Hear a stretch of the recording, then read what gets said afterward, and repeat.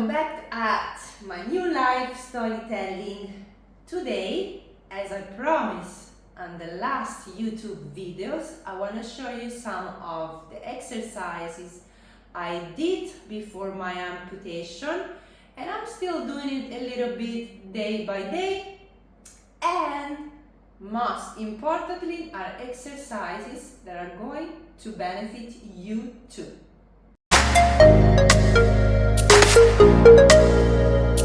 Those are all exercises that I used to do every day, sometimes twice per day, and are for your whole body. So we're not focused all the time on our stomach, on the residual limb. No, we're gonna work and we're gonna move all our body, because this is most importantly for our brain, our mind to stay focused, but also busy a little bit, okay?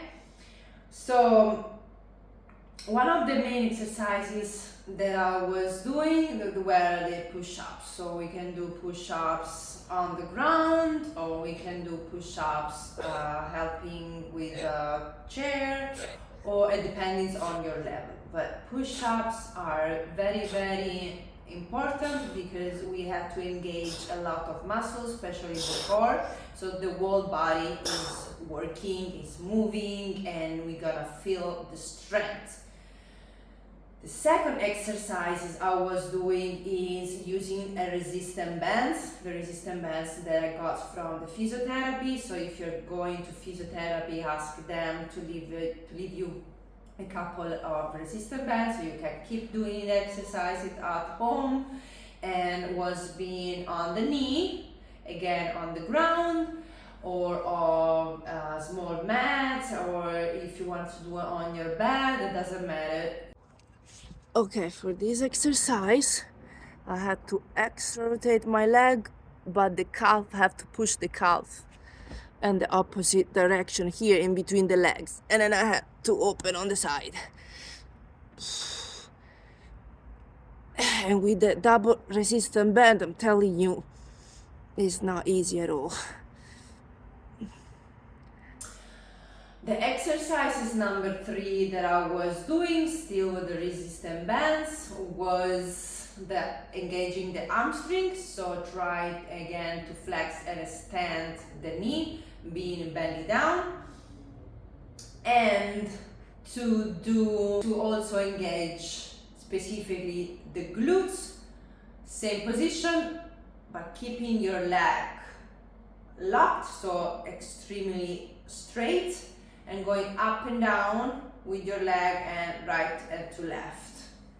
Again, for your glute muscles. The exercises number 4 that I was doing is helping the stomach to be sensitive again, so to help the skin and all the nervous system to come back. So massage and touch your skin, obviously, and lift it up, or your scars. So you literally have to pinch it and lift the skin up if your scar is completely healed. So you can even lift it up, or using your fingers move the scar into different directions in the same times, or pushing in one direction, pushing in the other direction. Have a cream that will be better. So if you have acid hyaluronic cream, which the one that I use is called Connettivino, but it's an Italian brand, you can use it that while you massage your skin. Okay. Also, you can combine both, move them together. So you want to pinch the skin and also move it side to side in 2 different directions. Okay. If you feel pain, it's probably very normal. So do it again. Don't stop. Don't give up on that. So a little bit every day, but try to be gentle. Okay. Don't force too much. You don't have to feel extremely pain. You know what you can do, okay? So slowly start just maybe just massaging and trying to pinch in the scars, and that's it. And slowly every day you can increase the time and you can diversify the exercise. Exercise number fifth that I was doing was, and this is already something that I mentioned in the other videos, doing an isometric movement for the quads, and even leaving the legs down and just trying to engage your quads. So hyperextend your knee, feel the muscle, and then relax. Hyperextend and relax. You also can use a cushion like this one, a small cushion, or you can just roll a towel. You put your residual limb on the cushion where the knee is free to move, and you try to push the knee down, pushing against the cushion with your stomach as much as you can.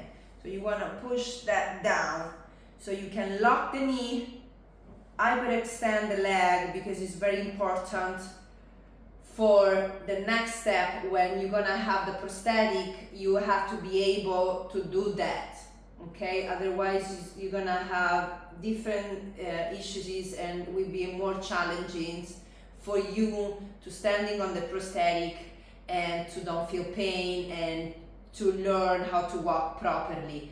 So the most important things is after the surgery, he's working on your flexions, right? But that's the most difficult part, and it takes a lot of time, but also your extension. You need to have your leg straight at 0 degree. So push against the cushion or a towel, try to keep your knee down and engage the quads as much as you can, then relax, and you want to do it again. Maybe you can do 10 to 12 reps, then rest a little bit and start over again.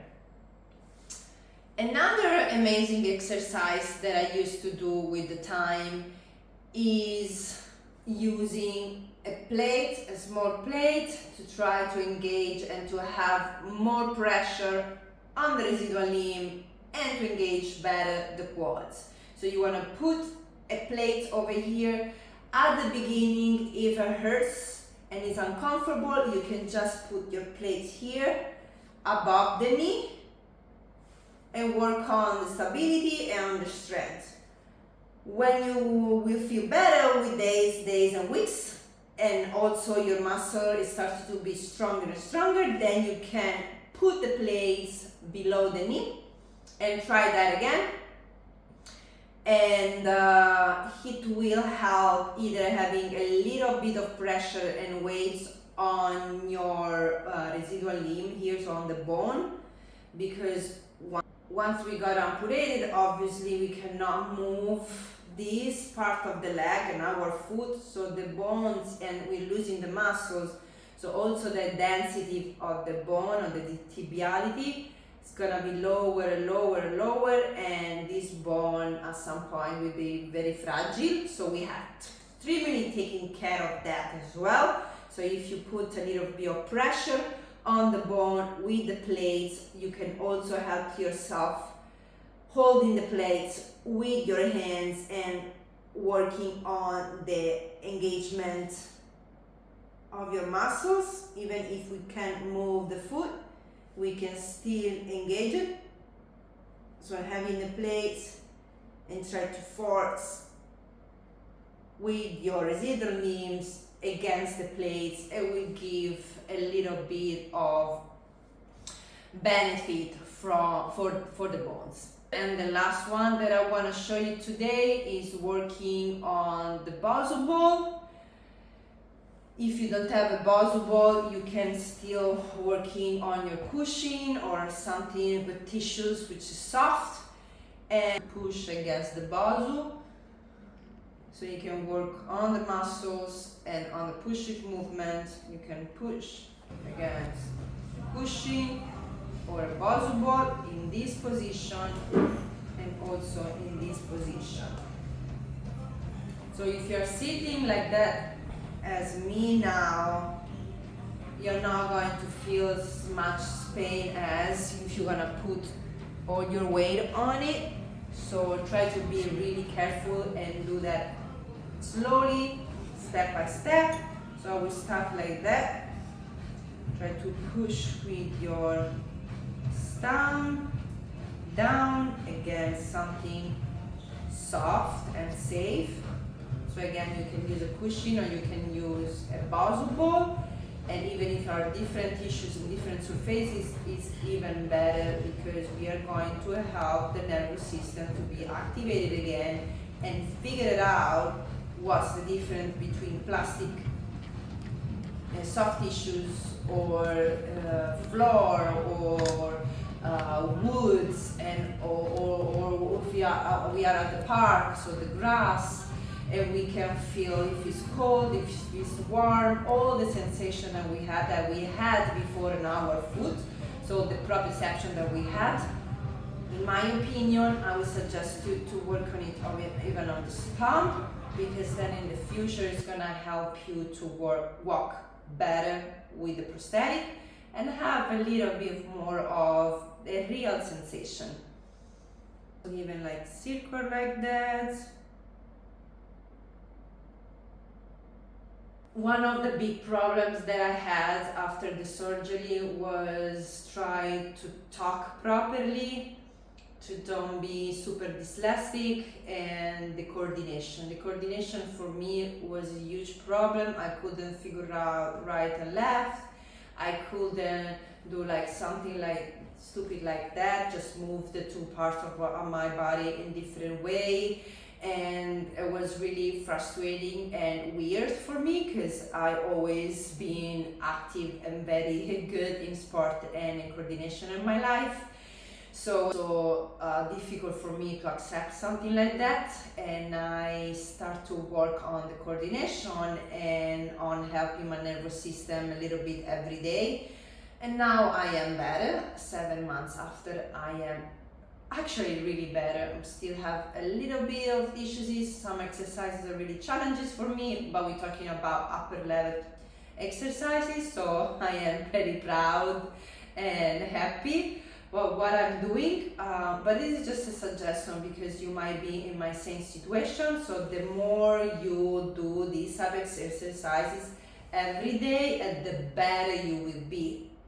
The better you will feel and more motivation you're gonna have for yourself. You don't need anything else, just you.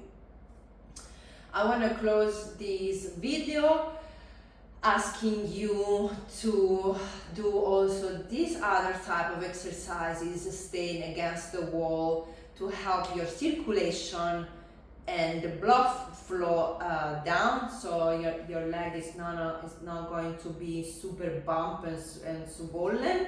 It's very important after a surgery like that to help our circulation and to help ourselves to don't feel pain because of the circulation, because you don't want to create a blood clot and have another surgery in the future. So I think that this one is the very most important move and exercise to do. You can use it early in the morning or the night before go to sleep, and coordinate that with a little bit of breath work, and so meditation and understanding of the new situation that you're living, and understanding that you're gonna be better and better every day, and love yourself and feel what you are feeling in the moment. Don't be worried about the future. Don't be worried about that you don't have a leg and maybe you can't do this or that. It's not true. You will arrive there. You will arrive where you want to be, and this is sure 100%. But you must do these exercises every day. Every day, every day, every day.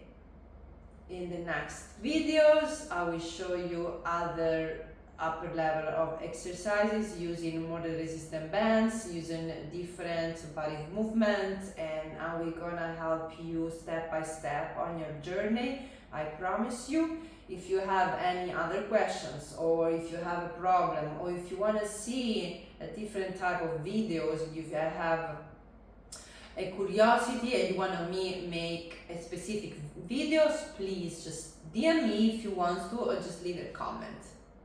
Thank you so much, and we'll see you next time.